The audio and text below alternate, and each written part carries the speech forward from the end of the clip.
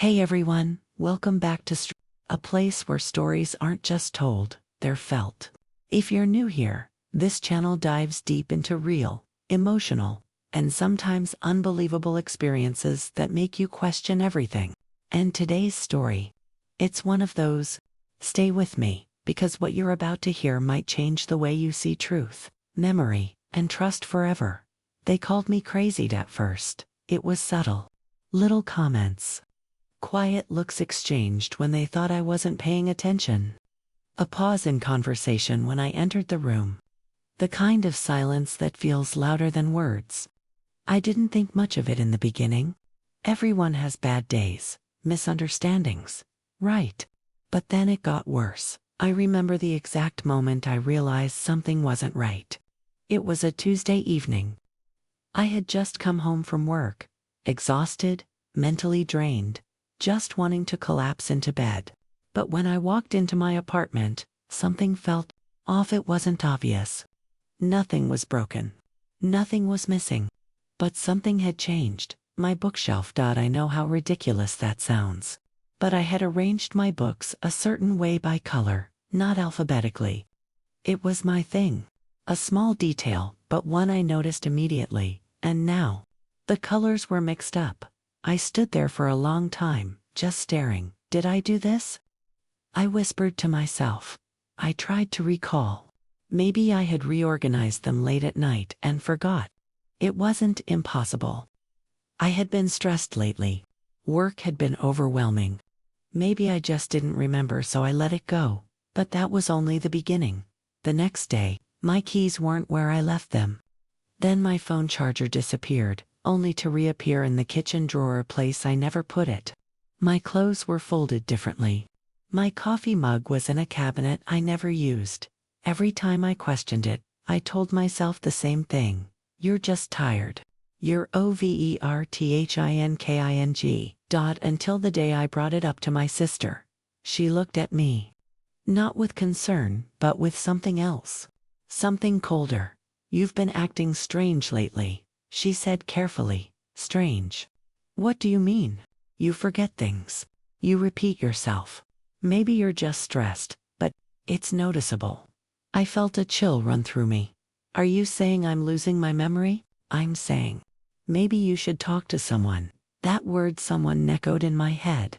A doctor. A therapist. Someone who could label what I was feeling. Someone who could turn my confusion into a diagnosis. And suddenly, I felt trapped.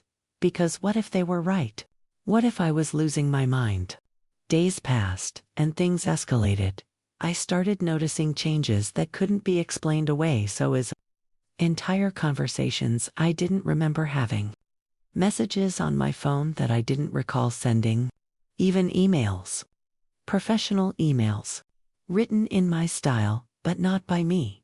That's when fear turned into something else. Suspicion. I began to wonder. What if it wasn't me? What if someone was messing with me? It sounded insane. Even as I thought it, I felt ridiculous. Like I was stepping into a paranoid fantasy. But the alternative, that I was slowly losing control of my own mind, was even worse though. I made a decision. I was going to find out the truth. And if no one believed me, I would make sure the evidence spoke for itself. I bought a small camera the next day. Nothing fancy. Just a simple device I could hide easily. I placed it on my bookshelf, tucked between two novels, angled perfectly to capture my living room. At first I felt stupid. Like I was playing detective in my own life. But as I turned it on and left for work, a strange sense of determination settled in. Whatever was happening, I was going to see it. That night, I came home and checked the footage. Hours of nothing, just an empty room. Silence, stillness. I almost laughed at myself, but then something changed. At around 3:17 p.m., the camera flickered. It was brief. Just a second. And then, the door opened. I froze. My heart started pounding so loudly I could hear it in my ears. Someone walked in. At first, I couldn't see their face clearly. They moved slowly, deliberately, like they knew exactly where everything was. And then they stepped into the light. It was me. I dropped my phone. No. No, no, no. I whispered. I replayed the footage again and again. It was my face, my body, my clothes. But I wasn't there. I had been at work all day. There were people who could confirm it. I had emails, timestamps, everything. So how was I in my own apartment? I couldn't breathe. I wanted to believe it was fake. A glitch, a trick of the light. But the more I watched, the more real it became. The version of me on the screen walked calmly around the apartment, rearranging things, moving objects, opening drawers. At one point, she looked directly at the camera and smiled. That smile, it wasn't mine. It was colder, sharper, like she knew something I didn't. I didn't sleep that night. I couldn't. Every sound made me jump. Every shadow felt alive. I kept thinking, if that wasn't me, then who was it? And how did they look exactly like me? The next morning, I checked my phone. There were messages. Messages I didn't remember sending. To my boss, to my sister, to friends. They were strange, short, almost robotic. Like someone trying to mimic my tone but not quite getting it right. I felt sick. This wasn't just happening in my apartment. It was everywhere. My life was being rewritten, and no one noticed, or worse, no one cared. I tried telling my sister again. This time, she didn't even hide her concern. You need help, she said firmly. I'm serious. Something is happening. I have proof. Then show me. I hesitated, because I knew how it would sound, but I showed her anyway. We watched the footage together, and her reaction. It wasn't what I expected. She didn't scream. She didn't panic. She just sighed. This isn't real, she said. What do you mean? You're looking at it? You probably edited it. Or you're imagining things. Why would I do that? Because you're not okay. Those words hit harder than anything else. Not okay. That was the moment I realized. I was alone in this. No one was going to believe me. No one was going to help me. So, I did the only thing I could. I kept recording. Days turned into weeks, and the footage, it got worse. The other me started appearing more often. Sometimes in the middle of the night, sometimes during the day, always when I wasn't home. She would move things, sit on the couch, sometimes just stand there, staring at nothing. Once, she spoke. I had audio turned off at first. I didn't think I'd need it, but that day, I turned it on, and I heard my own voice, whispering, I'm almost ready. I replayed that part over and over. Almost ready for what? The question haunted me. I started documenting everything. Every movement, every message, every inconsistency. I kept a journal. Dates, times, observations. I was building a case, not just to prove to others, but to prove to myself that I wasn't crazy.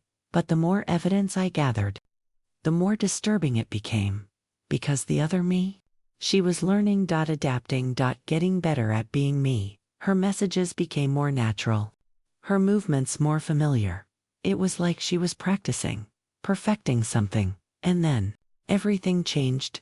One night, I came home earlier than usual. I had a headache and decided to leave work early. As I unlocked my door, I felt that same uneasiness. That same wrongness. But this time, it was stronger. I stepped inside, and there she was, standing in my living room, face to face, for the first time.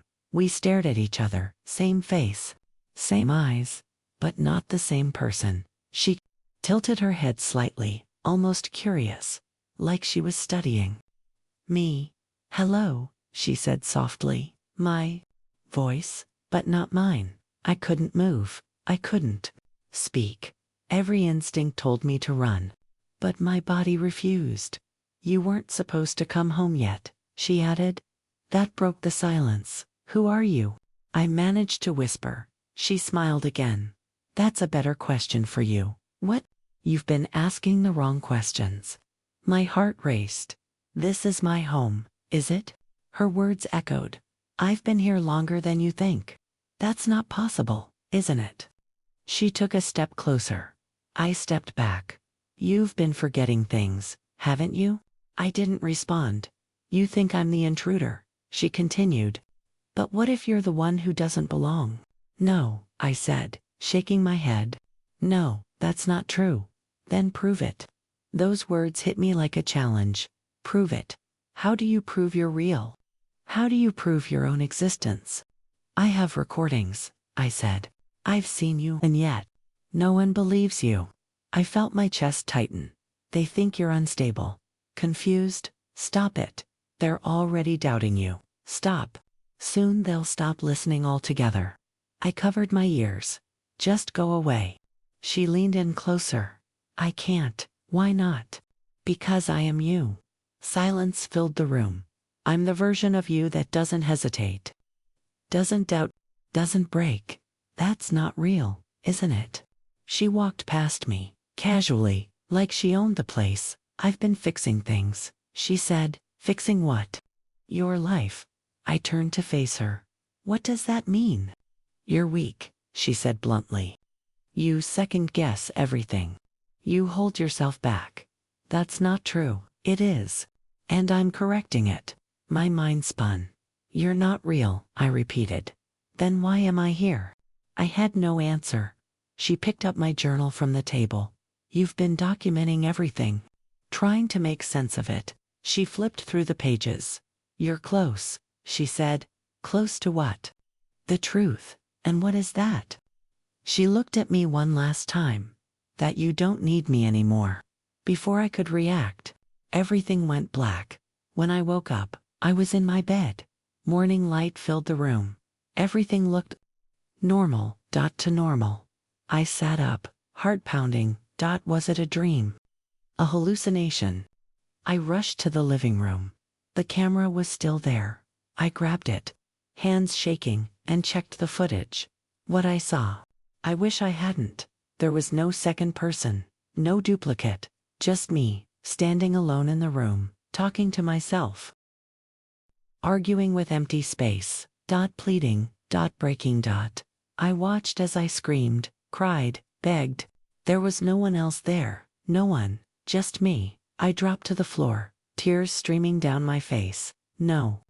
This can't be. Everything I believed, everything I recorded. Was it all in my head? Was I the one rewriting reality? Days passed, I stopped recording, I stopped writing, I stopped questioning, because every answer led to the same conclusion. They were right, I wasn't okay. But then, one night, as I lay in bed, staring at the ceiling, I heard something. A whisper, soft, familiar. I told you. I'm almost ready. My eyes snapped open, and for a brief moment, in the reflection of the window, I saw her smiling, and this time, she looked stronger than ever. So tell me, if the evidence shows one thing, but your instincts scream another, who do you believe? Because I'm still recording, and next time, I might not be the one watching. I didn't sleep after that, not really. Every time I closed my eyes, I felt like I was handing over control. Like the moment I drifted off, she would step in again, take over, continue whatever she had started. So I stayed awake, hours. Then days. Coffee stopped working. My hands trembled constantly. My thoughts blurred together. But one thing stayed sharp: I needed answers. If the footage showed only me, then either I was losing my mind completely, or something was manipulating what I saw, and I wasn't ready to accept either without a fight. So I started again recording. But this time, smarter. I bought a second camera, then a third. Different brands, different placements. One hidden in the kitchen, one facing the hallway, one directly across from my bed. If this was in my head, then at least I'd have consistency. And if it wasn't, then something wouldn't add up. The first night, with all three cameras running, felt different, heavier, like the air itself knew I was watching back. I didn't try to stay awake this time. I let myself sleep, and when I woke up, I didn't move. I just lay there, staring at the ceiling. Listening. Silence. Too quiet. Slowly, I reached for my phone and opened the camera feeds. Kitchen camera nothing. Hallway empty. Bedroom. I froze. There I was, standing right next to my bed, watching myself sleep, my breath caught in my throat. The version of me on the screen didn't move at first, she just stood there, observing. Then slowly, she leaned closer, close enough that her face filled the frame, and then she whispered something.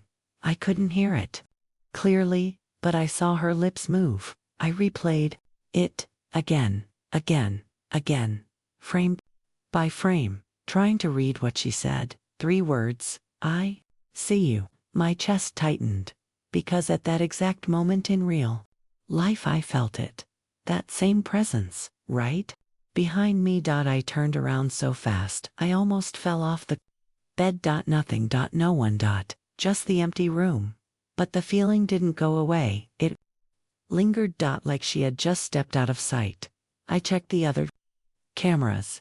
Nothing unusual, no one entering, no one leaving, only me, always just me. That's when I realized something terrifying. She didn't need to enter, she was already inside. The thought made my skin crawl. Inside what? My home, my mind, my body. I didn't know anymore, but I needed proof that went beyond video. Something physical, something undeniable. So I set a trap. I wrote a note. Simple, clear. If you're real, leave a message I don't expect. I placed it on the table. Then I set all cameras to record, and I left. This time, I didn't go to work. I stayed nearby. Watching. Waiting. Hours passed. Nothing. I almost gave up. But then, movement. The living room camera flickered, and there she was, walking in, calm, confident, like she knew exactly what she was doing. She saw the note immediately. Of course she did. She picked it up. Read it, and for a moment, she laughed, not loudly, just a quiet, amused smile. Then she grabbed a pen and wrote something underneath. My message. My heart pounded as I watched. This was it. Proof. Real. Undeniable proof. She placed the note back on the table, looked directly at the camera, and mouthed something again. Then she left, just like that. Gone.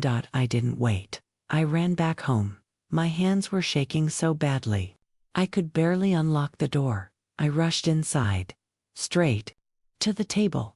The note was there, exactly where I left it, but now there was something written beneath. Not my handwriting, not even close.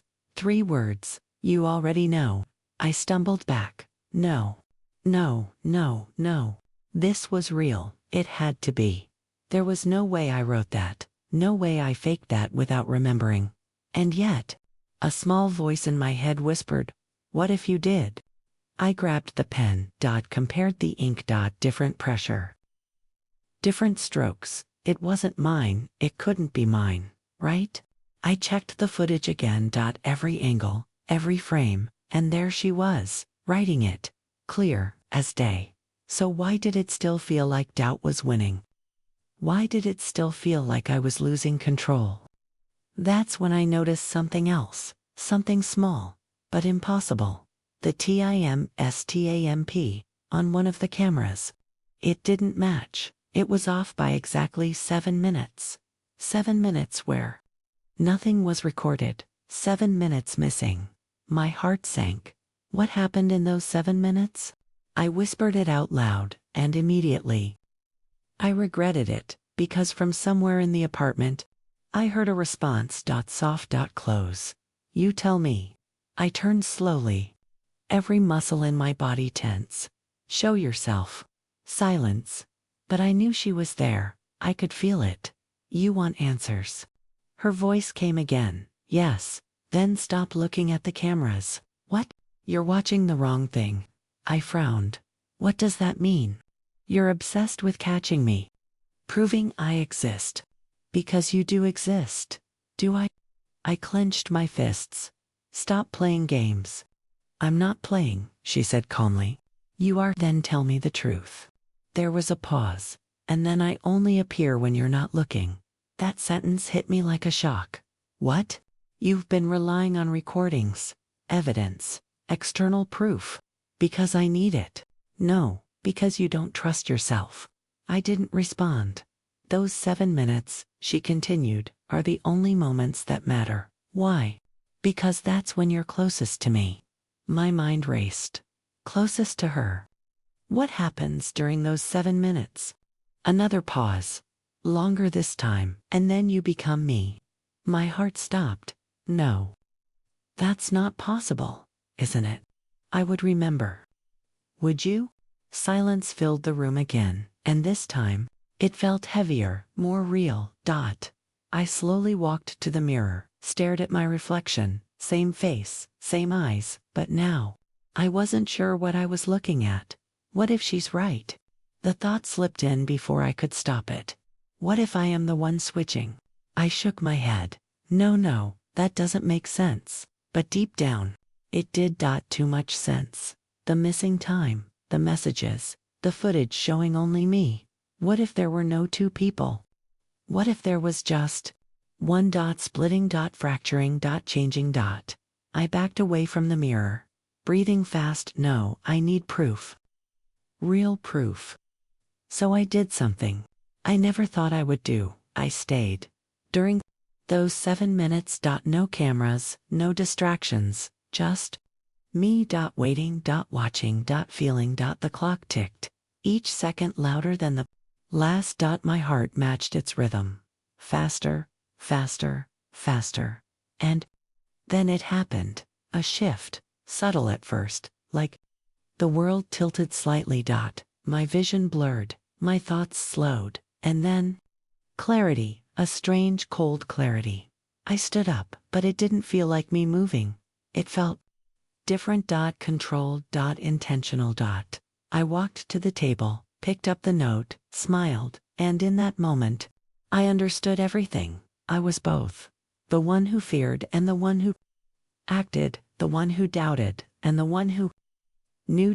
Two sides of the same mind, switching. Fighting. Evolving. When I came back, I was on the floor. The note in my hand, a new message written beneath the last one. I'm ready. Now, tears filled my eyes. Because this time, I remembered writing it. Not fully, but enough to know the truth. They called me crazy. And maybe they were right, but they were also wrong. Because this isn't madness. This is something else, something deeper, something dangerous. And now, I don't know which version of me is telling this story. But one thing is certain, I'm still recording. Just not with cameras anymore. That's all for today's story. If this resonated with you, don't forget to like, subscribe, and share it with someone who needs to hear it. This is Storyova, where your story matters. And I'll see you in the next one.